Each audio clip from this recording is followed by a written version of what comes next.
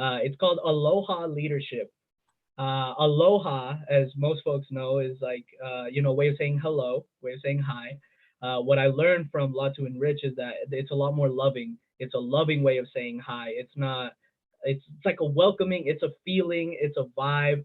And they've always taught us that it's that kind of leadership that actually makes things happen.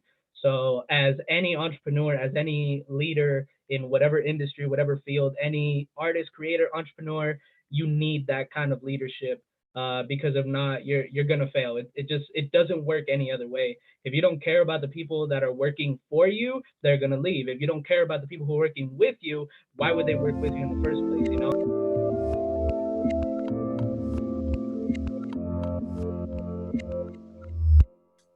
Hey everyone, this is Devin Miller here with another episode of The Inventive Journey. I'm your host, Devin Miller, the serial entrepreneur that's grown several startups into 7- and 8-figure businesses, as well as a founder and CEO of Miller IP Law, where he helps startups and small businesses with their patents and trademarks. If you ever need help with yours, just go to strategymeeting.com, and we're always here to help.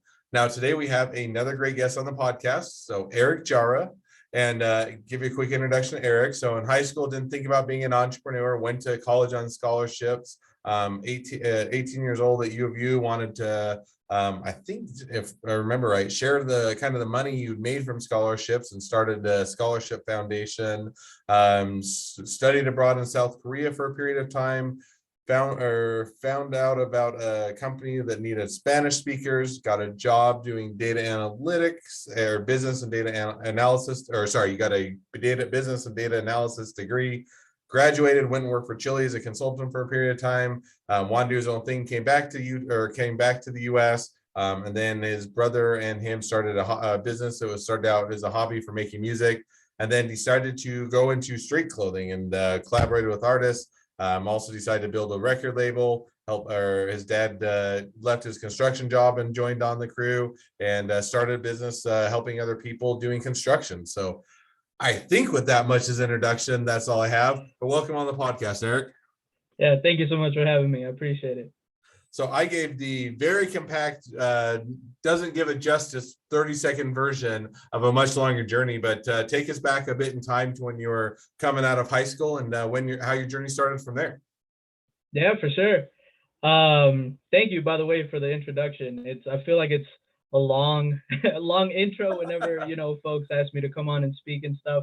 I was recently called Mr. Everything by a close friend of mine. Well, starting to be a close friend of mine, because he's like, man, you're just doing so much. And I was like, well, I try to do what I can and make history. But so yeah, when I was leaving high school, this is, I guess, where we'll start. Leaving high school, I had no idea what this whole entrepreneurship, building your own business type thing was about. Stereotypically Mexican family, we grew up saying, oh, if you're going to go to college or you're doing engineering, you're going to be a lawyer or a doctor, and that was it. So it wasn't until I got to the University of Utah, to the business school, that I was introduced to this world of business. I went to the U, blessed, super, super blessed to be on scholarship, so I didn't have to worry about paying for school. And I'm blessed to be right here saying, hey, I graduated from the University of Utah debt free, all on a scholarship. So I was super blessed about that opportunity. Didn't have to worry about paying for school. One of the things that I told myself when I first went to college was, one day, once I graduate, once I get a good job and have enough money, I want to start a scholarship of my own, because it's because of scholarships that I was open, to this new world that I had no idea about. That came a lot sooner than expected. It was my freshman year. I was only 18. I read a book by Grant Cardone, and the only thing I remember from that book, like, don't ask me about the book because I don't remember anything, but I do remember one line that said, there's never enough time, there's never enough money, you never know enough, there's never enough resources, never enough knowledge, just go right now. So I said, okay, cool, you know what, I'm not going to wait. So I started the scholarship when I was 18. I was blessed to have wonderful, wonderful mentors, even like in my first year, thanks to the scholarship that I was on, thanks to one of the scholarships that I was on. And I asked them, I was like, hey, y'all are the ones in charge of this scholarship. Like, can y'all help me create my own type of thing? They were very, tied to the U, and that's where their students were at. But I didn't want that type of limit, with my scholarship. If there's a student anywhere else in the U.S., hell, in the world even, I want to help them out as best as I can. So I asked them how they got started, pointed me to some great resources. Got myself a lawyer, and because all the legal stuff. Again, I'm only 18. I don't know jack squat about business or anything like that. So it kind of pointed me in the right direction, helped me start that, get that up and going. I'm only 18 though. My network is really really small, so the whole everything that was raised for that scholarship in the first 3 years came straight out of my pocket. Everything that I had worked for, I didn't need to put to school. Blessed that all the scholarships are covering my tuition, my books, my laptop, my housing, my food, and even some trips. So it was like, I don't need to work for myself. All the work that I'm gonna do and all the money that I'm gonna make, I'm just gonna put it back to the scholarship. So the first 3 years, that's how it was. I just tried. I did what I could. I didn't really know where to go. But I had something cemented. I got 3 scholars the first year. I added on another 3, so it was a total of 6 the second year. The year after that, we had another 2, so it was like a total of 8 students, each with $2,000 each. 1,000 for fall semester, 1,000 for spring, and it was all just coming out of my pocket. Whatever I could make, I just gave that like 100% of like what I made. It went straight to the scholarship. So And just that's if I were to run the math just out of curiosity, because if I were to have 8 students and they're each $2,000, you're putting into this out of your own pocket as a student yourself, 16,000 a year. Is that right?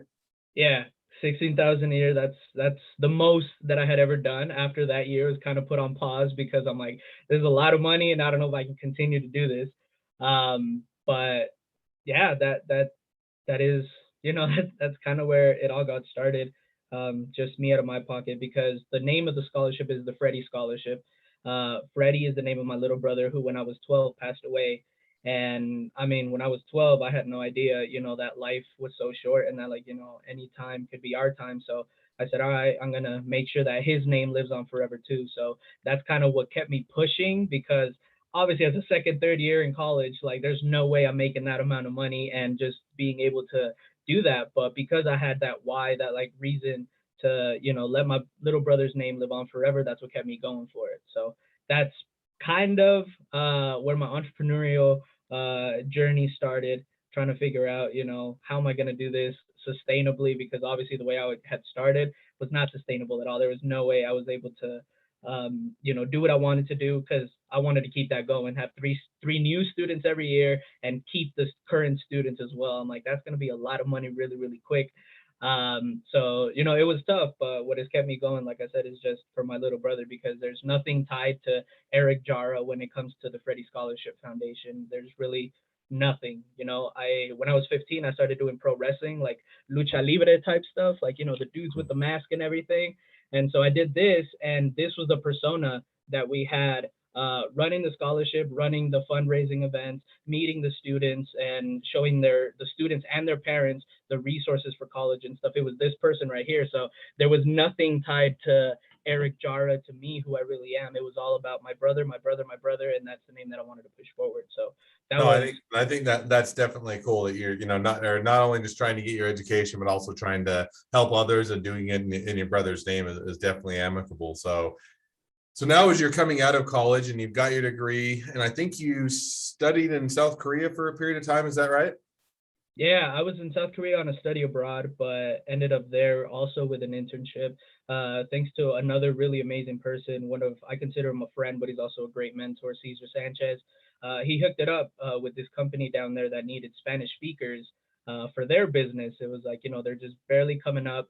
Another startup story that's really, really cool in my opinion. And he said, hey, they need Spanish speakers because their product is for the market, like Latin America. That's where they're targeting. And I was like, oh snap! Hey, I speak English, I speak Spanish, I can learn Korean a little bit if I need to. But I got you. Let me know what I can do, and hooked it up there. It was honestly my first real like business experience. Working directly for the CEO, they said, hey, we need a sales channel that looks like this. Can you make it happen? And I was like, well, I can certainly figure it out. Stereotypically Mexican, we're the hardest workers in the room, in my opinion. And, we might not be the smartest sometimes, because education and like Mexican aren't always correlated. But, me being in the position that I was at, I'm like, I can figure it out. I'll learn something. If I have to do hours of research, like, cool, I'll figure it out. So, that hustle kind of got me there as far as that internship went. So now, and so did that internship, you went down to, and then graduated and worked in Chile as a consultant as well. Is that right? It was before I graduated, actually. Oh, So Chile was before as well. Okay. yeah, so So go now, ahead. so you do the internships and you graduate. Now, when you come out, because if I remember when we talked a little bit before, you got into kind of the music industry as a hobby and doing clothing. Was that your full-time gig, or what were you doing at the time? Or kind of as you're coming out, was you get your graduate, you get your degree. What did you do after that? So all of my businesses I started during college. None of them came after graduation, at least not right now. Maybe in the future I might start something else. But the record label that we started, me and my brothers, it's because we just been doing music as a hobby since my senior year in high school. So this was even before, just on the side. We love making music, and that was kind of like our thing. And we decided just last year, 2020, to make it official. We invested, we created our own home studio, in just like a random storage place that we had at one of their houses. And, we decided, okay, how are we going to do this? If we wanted to do this full time, what would it look like? And I'm like, well, we need money. If we want to do this full time, like this is not going to pay the bills right away, obviously. Being in music, being an artist, it's kind of difficult. It's a two-part hustle where you got to create the art and then sell it. So, we just kind of dove in, said, all right, you know what, we'll figure it out as we go. That's kind of always been my attitude. Obviously, with the scholarship at 18 years old, I mean, that's kind of who I am. So I was like, okay, let's run it. We'll figure it out as we go. We've been selling beats, selling, the instrumentals and stuff as part of, the record label to get some money coming in so we can pay for photo shoots and videos, merch, and like all of that stuff that comes with, being an artist, because that's honestly the only way to make money as far as an artist. We're not that big, so we don't have like sponsors or, things like that. So, it's an ongoing process, I feel. But yeah, it was my last year in college, my 5th year in college, that we started the record label officially. Oh, cool.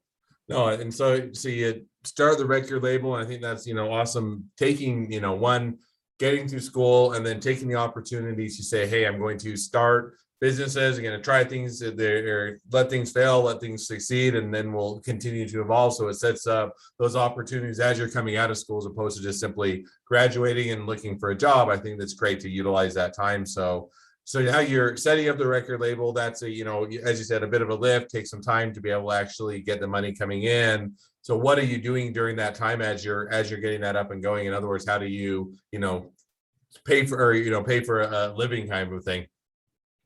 So at the time when I started it, I had 2 part-time jobs. I was doing 18 credit hours in school. So my 2 part-time jobs were mostly filling in, most of the time that I wanted to spend to make that money that we can just reinvest into the record label. Besides the record label, at the same time, actually the exact same day that we legally registered the record label, we also legally registered the streetwear brand that we also started together, me and my brothers. Shout out Ivan Mesa, Jesus Mesa, Penthouse and Levon is like their artist names. But, we started a streetwear brand because along with the music, we were like, oh, what do we want to wear in the videos? Okay, cool. What if we had something that, we owned? We're not wearing the Supreme and the Gucci that all these basic artists are using like in all of their videos, like something new, something different, and something that we have, a strong tie to. So we started the streetwear brand as well, just kind of as an idea, like, hey, what if we had something to wear? It ended up, I kind of took over as far as like where the streetwear brand was going to go. And I wanted to make it a little more broader, not just be a merch type thing, it's like just with our names on. It's like, no, will be like a legit streetwear brand that anybody could benefit from. And it's not just like tied to Eric Jara or, my brother's names.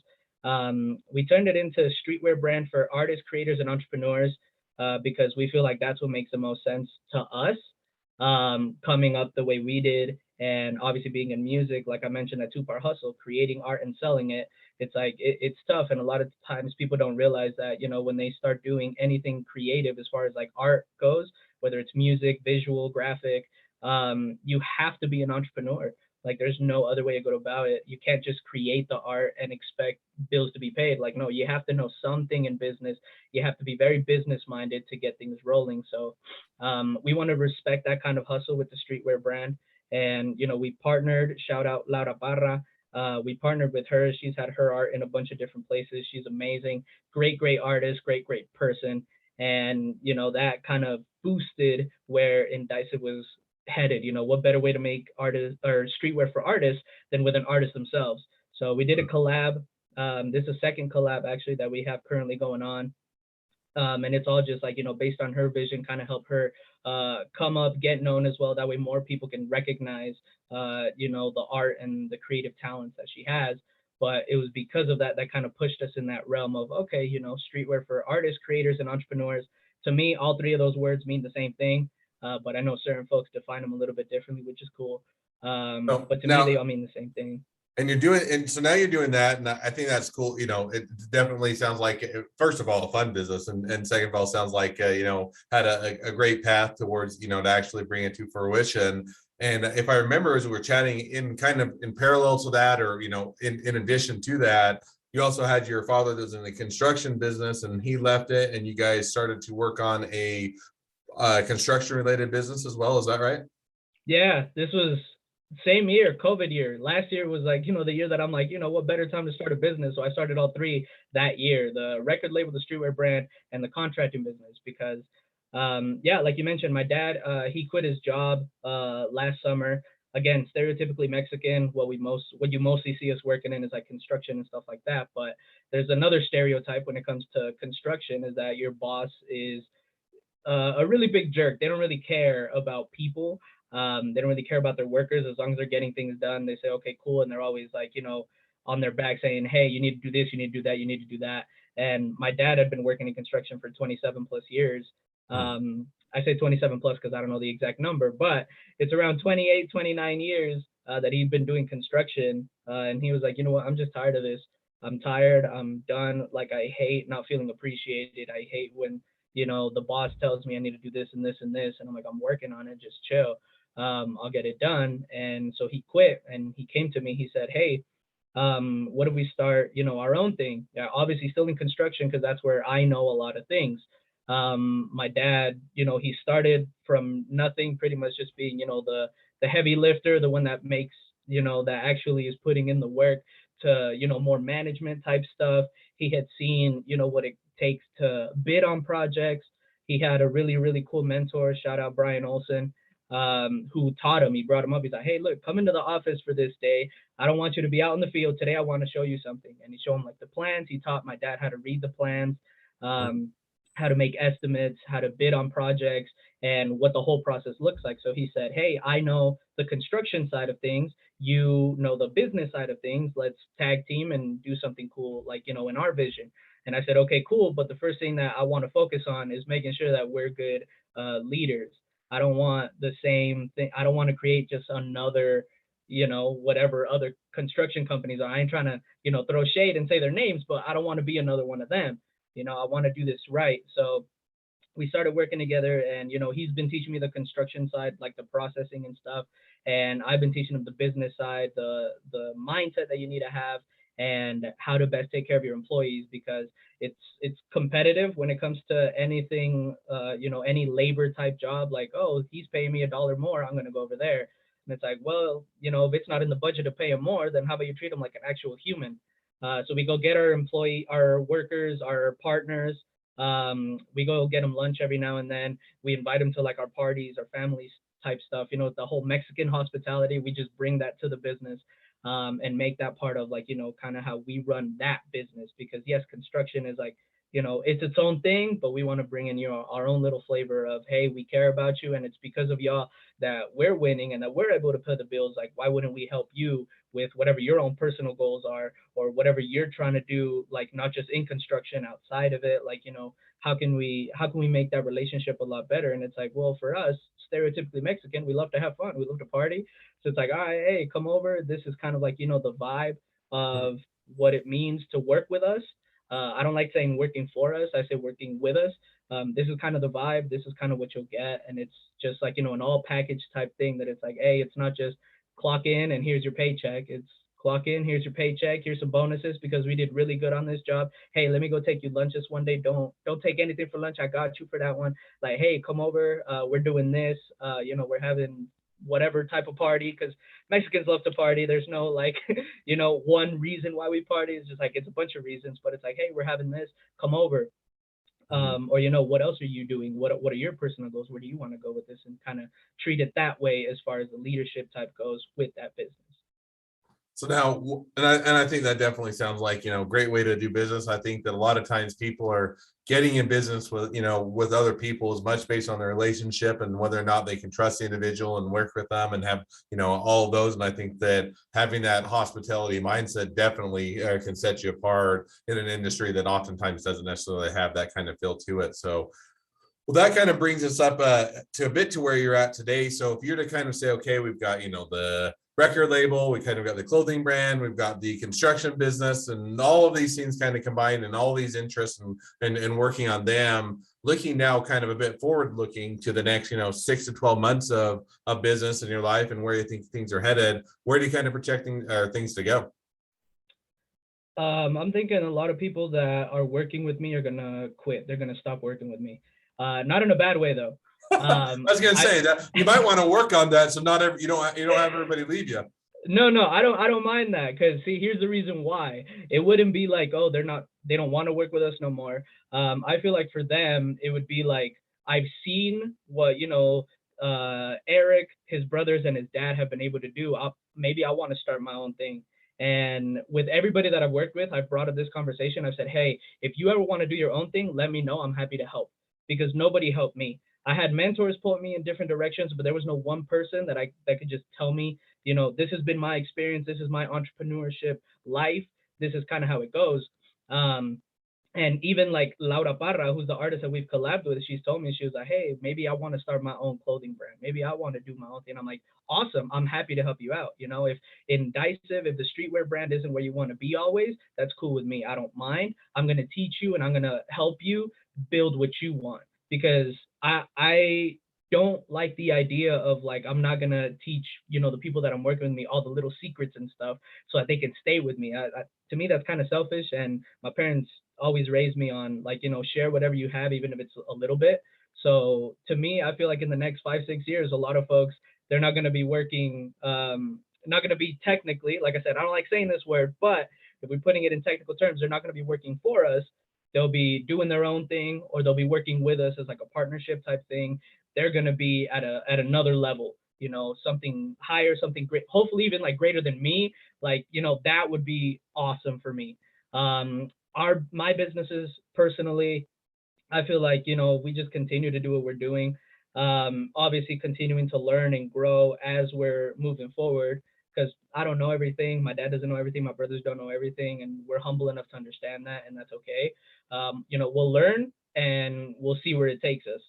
But as far as like the people working for us, which is my biggest focus, I don't think they're going to be with us. I think they're going to be off doing their own thing. And it'll be awesome to see them, go from, just working with Eric to now they're on the Forbes list or something like that. Like that to me would be amazing. And I'd be so happy if that were to happen.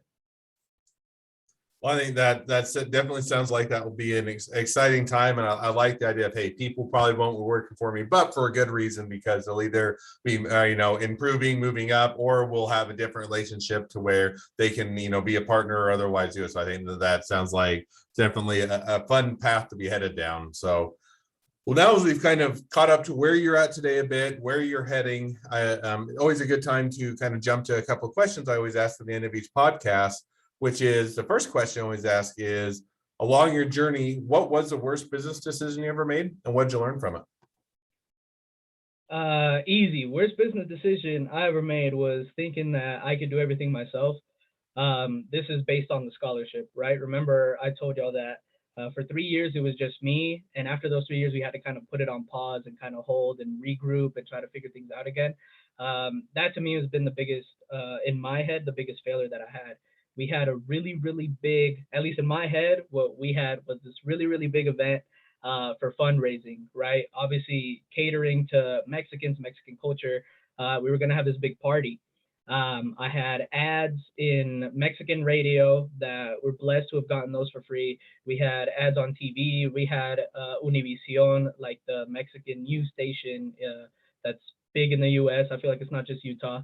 But we had all of them running ads and commercials and saying, hey, this is going to be this party. This is where the money's going to go to. We had raffles at the party. We had food for sale.